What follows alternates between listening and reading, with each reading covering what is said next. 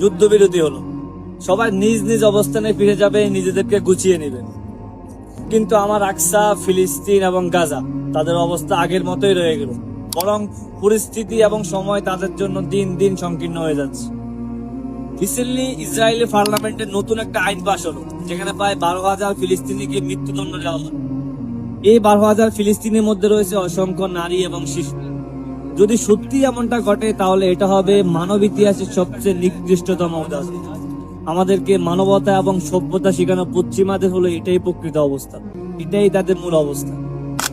Hitler যখন ইহুদিদেরকে হত্যা করতেছিল তখন সর্বপ্রথম ইহুদিরাই কিন্তু হিউম্যান রাইটস এর পক্ষে আওয়াজ তুলেছিল। তাহলে এখন কোথায় গেল তাদের হিউম্যান রাইটস? কোথায় গেল তাদের সেই সভ্যতা? কোথায় গেল তাদের সেই মানবতার দোহাই?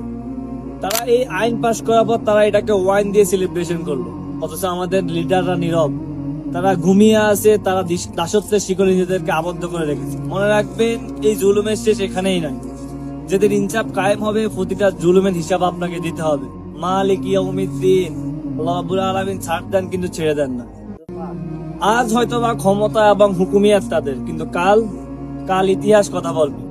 যখন ইতিহাস লেখা হবে তখন ইতিহাসে কাঠগড়া আপনাকে এটাই প্রশ্ন করা হবে, যখন জুলুম হয়েছিল আপনি কোথায় দাঁড়িয়েছিলেন?